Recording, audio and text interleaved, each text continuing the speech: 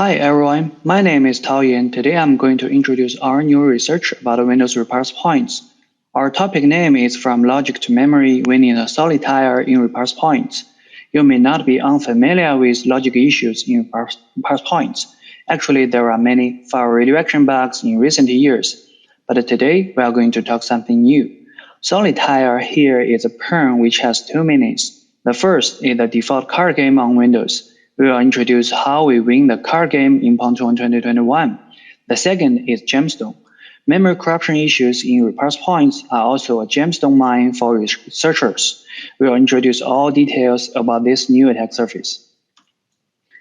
We are security researchers from Palo Alto Networks. We do new attack surface and system internals research from both offensive and defensive perspectives. We are MSRC top 10 researchers, and we got several hundred CVEs in different applications. We are Pontoon winners and have spoken in many top different conferences. Besides, we are also patent inventors for new defense and detection techniques. Here's our agenda. There are two main parts: the logic bug in Reparse Point for Pontoon and the memory corruption bug in Reparse Points. The first part will show a zero-day logic vulnerability which bypasses all current mitigations with undisclosed exploit techniques and wins Windows EoP category in Pontoon 2021. All details, including finding the bug in one day with a unique vulnerability discovery strategy, root cause analysis, winning a seemingly impossible risk window stably, as well as how to make the exploit stable enough for the Pontoon context will be covered. The second part will introduce our new discoveries on this never disclosed attack surface for memory corruption EoP bugs in Reparse Points, including the new attack surface internals, the interesting memory corruption vulnerability examples, as well as future bug hunting insights in Reparse Points. First, what is Reparse Point? It is a collection of user-defined data, which understood by application which set the data, and a file system filter which read and process the data. Every Reparse Point data has a Reparse tag, which represent the type of Reparse Point. You can use device I/O control to get, set, and delete Reparse Points. There are two famous Reparse Points, symlink and mount point. There are many file redirection bugs by using those two Reparse Points. It is firstly inspired by James Forshall, and in recent years, there are over hundreds of file redirection vulnerabilities and over 10 in the wild vulnerabilities from them. Here is a classical file redirection attack. You can see low privilege application communicated with high privilege application with ALPC, RPC, and COM.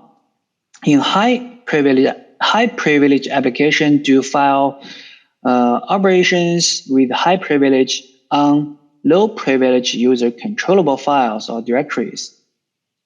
If they are redirected to high privilege user controllable files or directories, such as NT-system file, then low privilege application can operate NT-system file indirectly.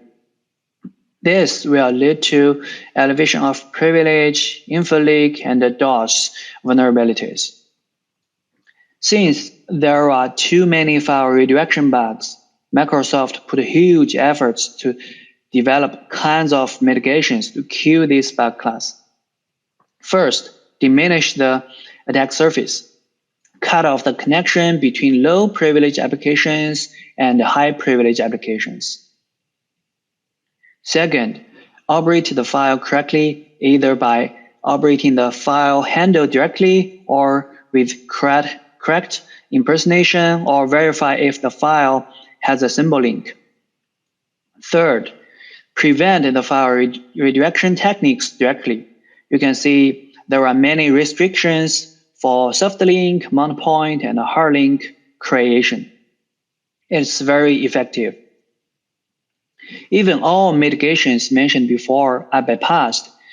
Low privilege application can operate anti-system file, but Microsoft also did some mitigations to kill existing easy ways to execute the code with system, such as kill the add agent method in diagnosis service. I have to say the Microsoft strategy of making exploitation harder is on the right way. Microsoft took actions in each step in the full exploit chain. After combination of all mitigations, logic bugs in Reparse Points are decreased a lot, and the exploitation of logic bug become more and more difficult. So is it still possible for a stable exploitation of the logic vulnerability in Reparse Points to win Pontoon? The answer is yes, although it's very hard. Let's start the whole journey for Pontoon 2021 and see what kinds of magic over there. Unique vulnerability discovery strategy generates unique vulnerabilities. As early as 6 or 7 years ago, we found an interesting thing that engineers are not good at redoing things. They make mistakes when they doing revert, repair, reinstall, redefinition, reset, and so on and so forth. In the past, there are several hundreds critical vulnerabilities in different applications in this bug class. For example, IE browser renderer engine undo redo RCE vulnerabilities. We found over 100 use of the free vulnerabilities from them.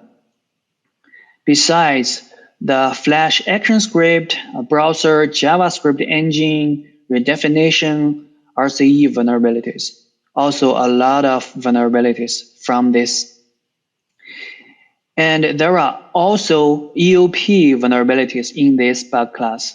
A classical example is Windows installer revert EoP vulnerability, a patched 5 times EoP vulnerability with 5 CVEs.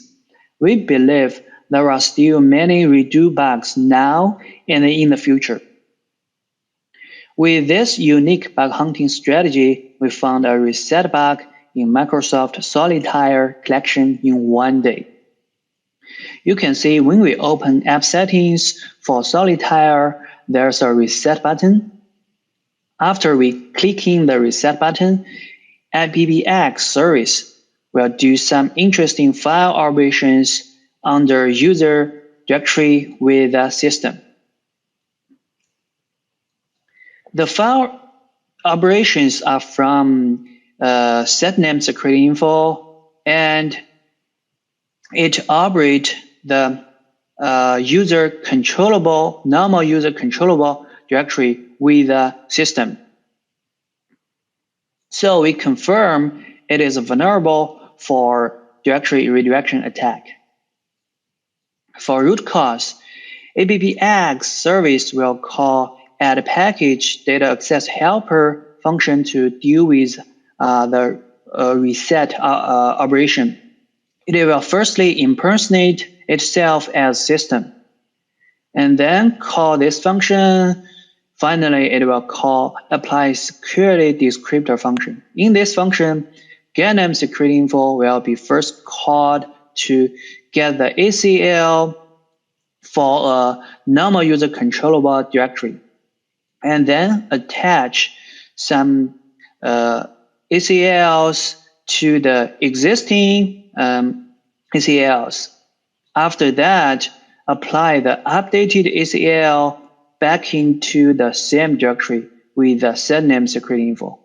If we redirect this directory to other places, setname security info can overwrite the ACL of arbitrary directory. Let's review the vulnerability from the exploitation perspective to see if it is exploitable.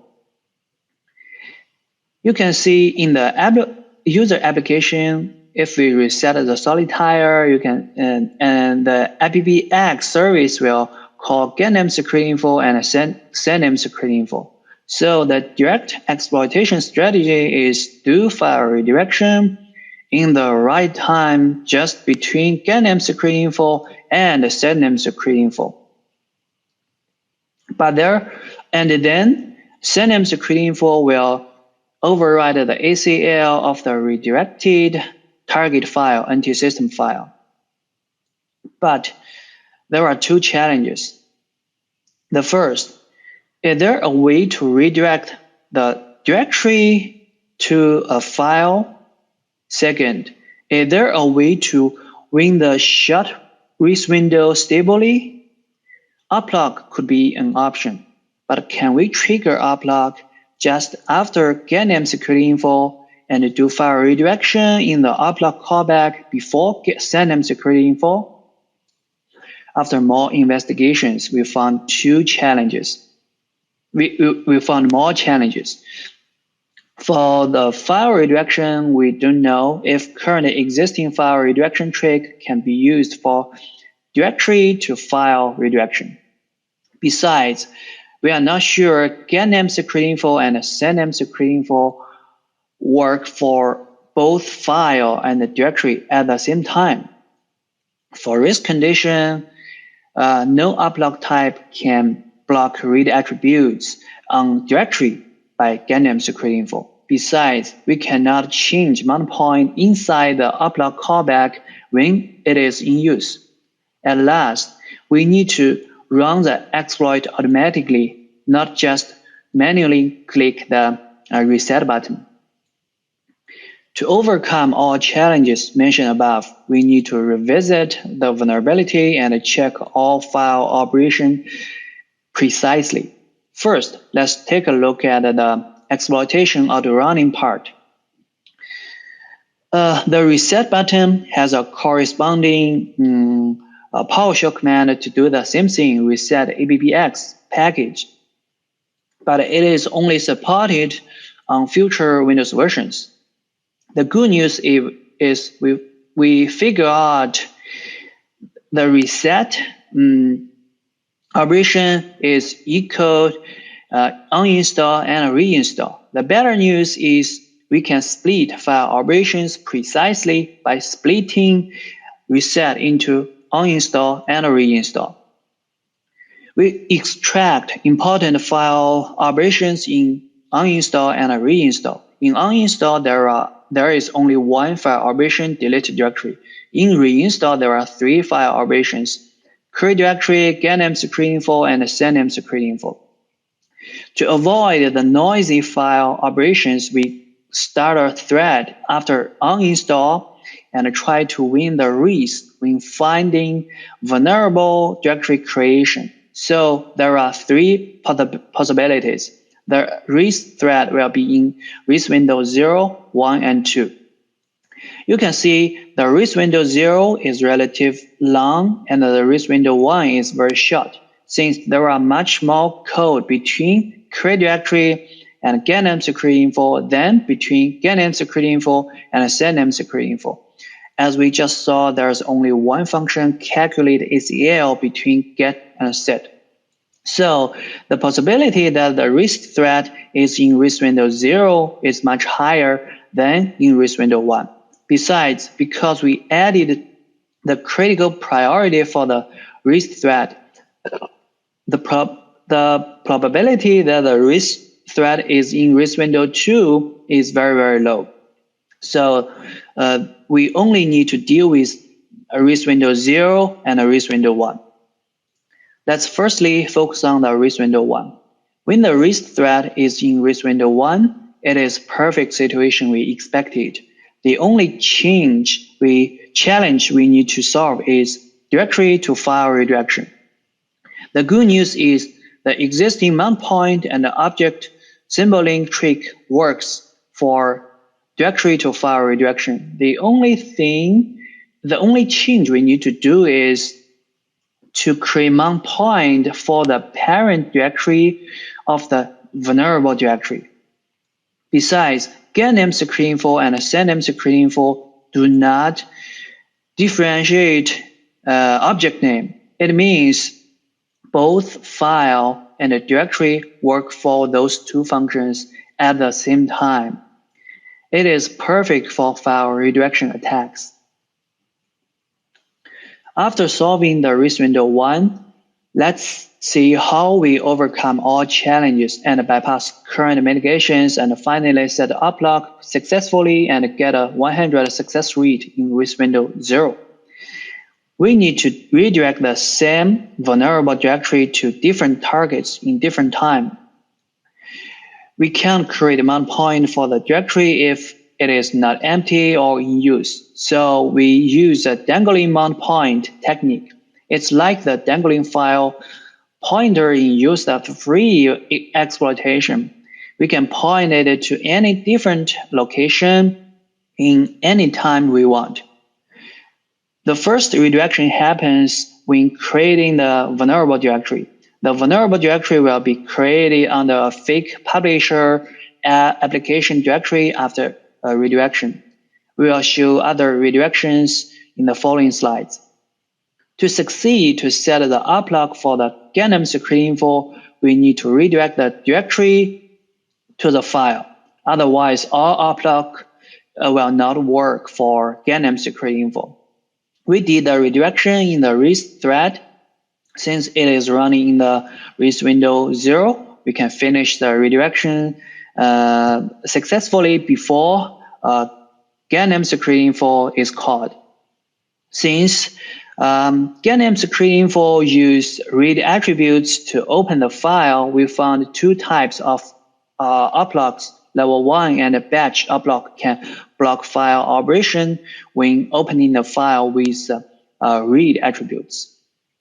So we can succeed to set the level 1 uplock on the fixed file beforehand, and when Gangnam secret info is called, the uplock callback will be triggered and do the third time file redirection to redirect the vulnerable directory to the target anti-system file.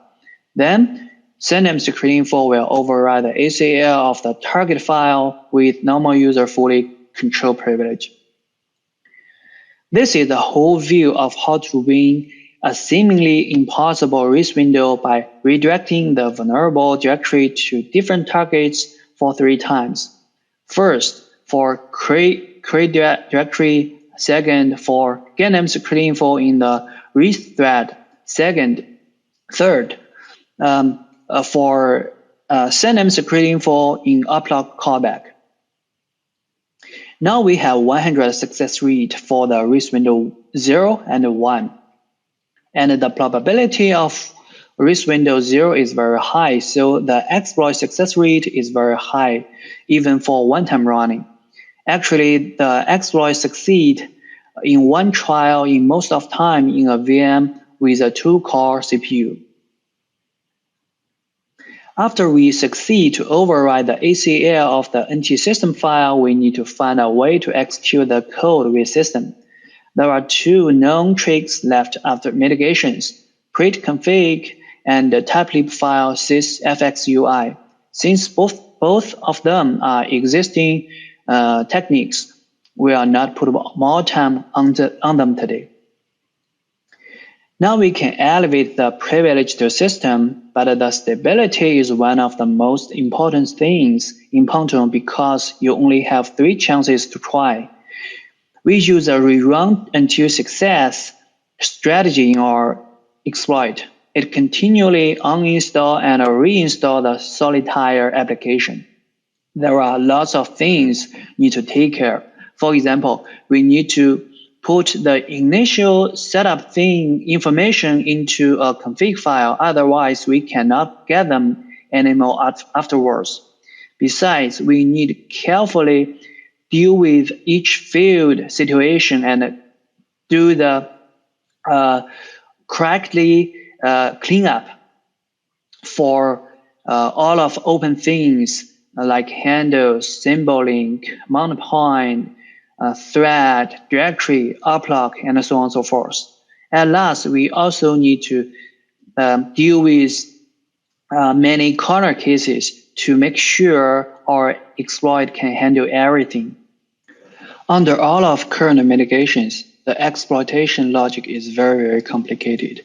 You can see there are many modules in our exploitation, but it works elegantly and perfectly. Today, we are not going to explain all details in each module. Only two things I want to mention. The first, we have a module to verify if the ACL overriding is successful. If not, we will rerun the whole process until it is success. The second thing is we have a racing thread. It is very important because the success rate depends on if the race thread enters into the right race window. Talk is cheap. Show me the demo. You can see it is a Windows version prepared for Pontoon, and we are running the exploit under normal user and run our exploitation, uninstalling, and read thread is running, reinstall, and success. You can see a system CMD pop-up.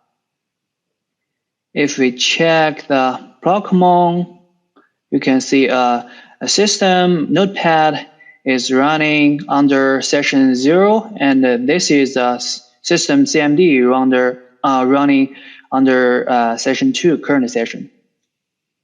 Our exploitation only run once and succeed perfectly.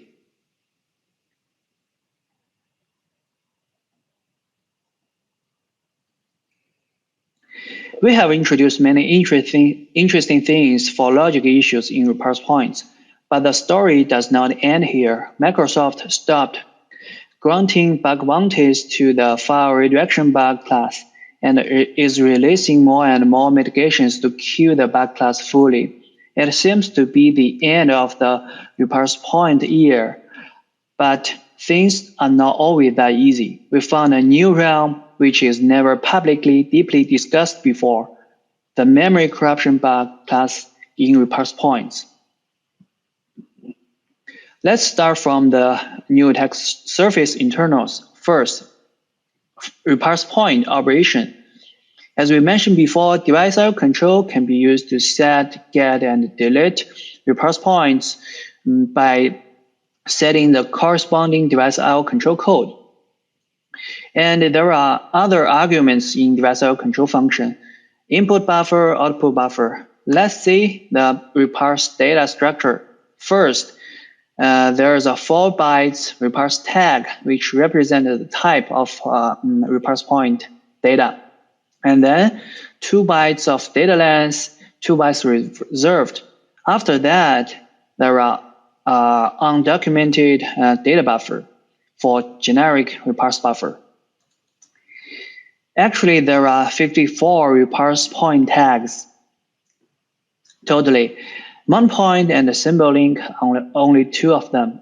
There are other interesting reparse point tags, such as WCI, which are designed for Windows container. It is a relatively new thing on Windows. For the left, 52 reparse points tags. What are they used for? Who use them and where they are used? Is there any new attack surface among them? We will see in the following slides. Before exploring more details, we create a vulnerability model first. You can see a low privilege application communicated with high privilege application by ALPC, RPC, COM, same with before. High privilege applications has a module to process reparse point data. It will firstly read reparse point on low privilege user controllable files or directories. And then if low privilege user application write the reparse point data to those files or directories. Then, low privilege user controllable data will be written into high privilege applications as data input. If high privilege applications do not process reparse point data correctly or carefully, there are memory corruption bugs possibly, and it will crash high privilege applications. There is a way to write data from low privilege application to high privilege application. It is where the new attack surface is. After creating the vulnerability model, we start to find some targets to dive in. There are two ways to find the targets, dynamic and static. For dynamic method, we use Procmon to monitor some system events. If we find a process with a system process access a normal user controllable directory or file with open reparse point option, it is suspicious and worth to take a closer look at to see if there's a reparse point data processing module to process reparse point data. For static, we write a Python script to find the following code pattern. In the code, it's very simple to understand. Create file first and call DSL control to get reparse point data and check the type, process the reparse point data. Sometimes we may need combine static method and a dynamic method to find and confirm the targets. After finding the targets, we can do bug hunting by code review or fuzzing. We have some interesting findings with only some initial investigations. It is a total new realm. The code for reparse points data processing is not well evaluated, and the vulnerabilities are very straightforward. We pick some interesting memory corruption bug examples to show today. There's one function containing 3 types of vulnerabilities: integer flow, out-of-bounds read, and race condition. More interestingly, the similar code pattern appear in multiple modules. The vulnerable function can be triggered by desktop bridge activation. You can see desktop bridge activation app communicate with Appinfo service with COM. And here's a call stack for COM client and COM server. We use the following code to create a COM client to communicate with the Appinfo service. There's a COM class named desktop ABBX activator, and there's an interesting interface in them. Under that interface, there are 2 methods. We call activate method with local bridge and Microsoft Office Hub as parameters. You can see in Appinfo service, there's a function named launch process with identity to deal with a COM request. Then it will finally call WCP reparse point. This function will read reparse point data on the normal user controllable directory local cache with the system. More details for WCP read reparse point function.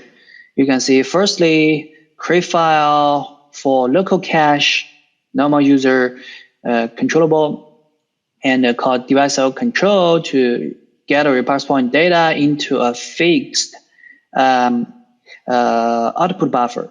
To be mentioned, this output buffer is a fixed size heap with a size 40000. We will introduce later how it leads to an out-of-bounds read vulnerability.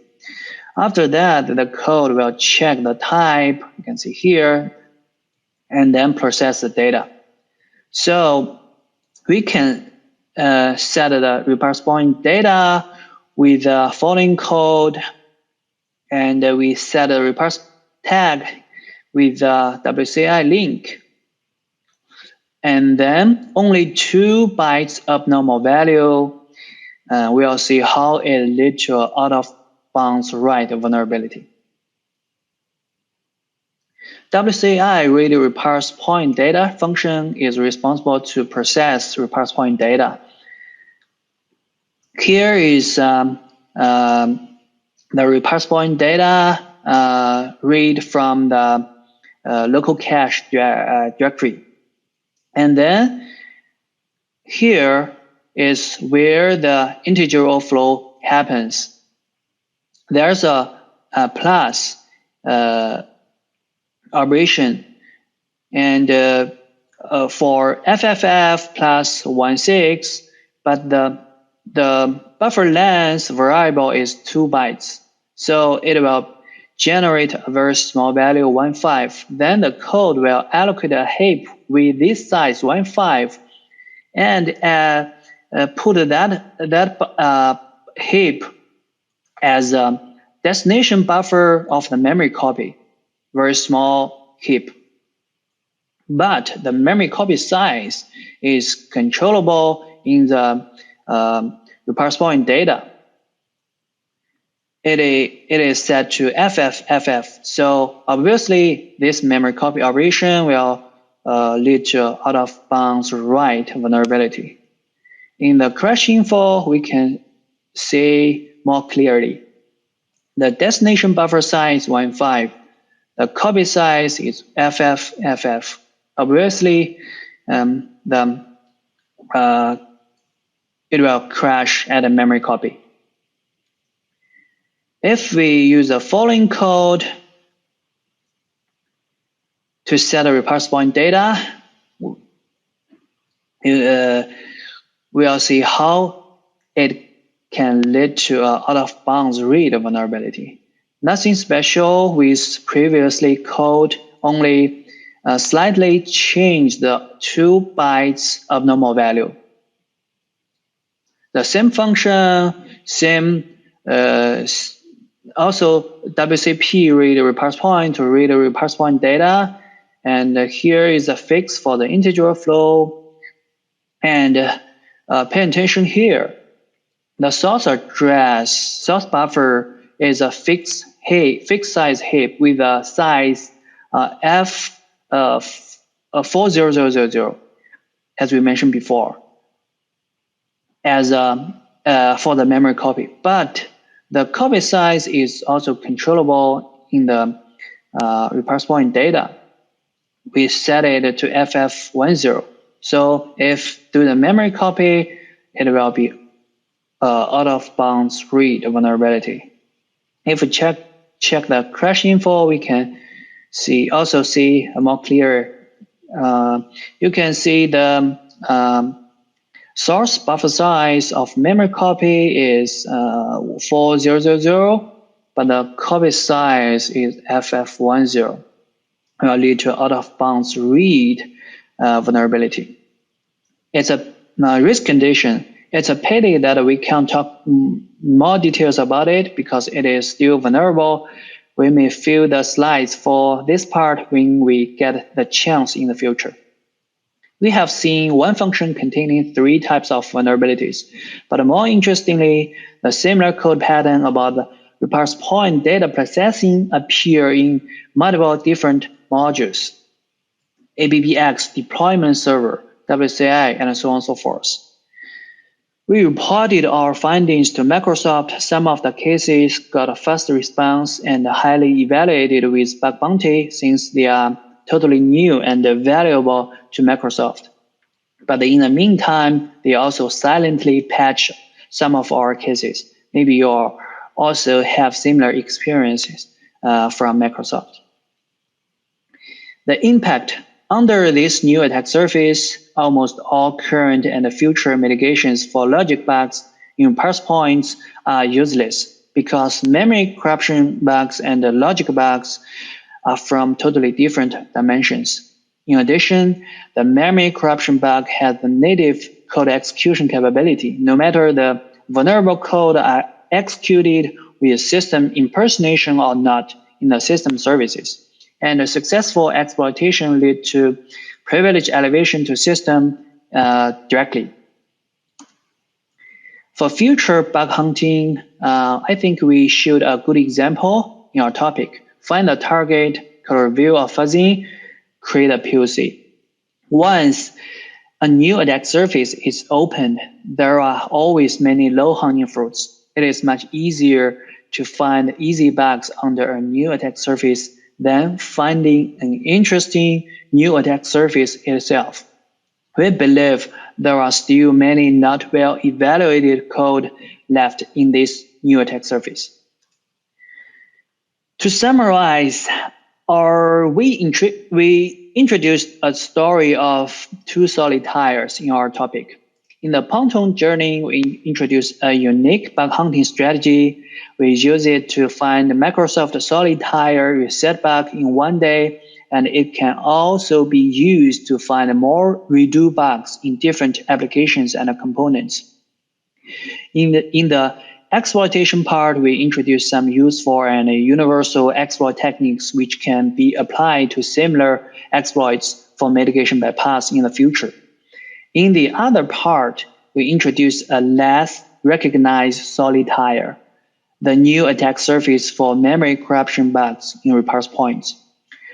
Hope you can get some inspirations from our topic and win your own solitaire in the Reparse Points in the future. Thanks for the amazing previous work. Maybe not all of them are listed here, but thanks to all. Also, thank you for listening and attending questions.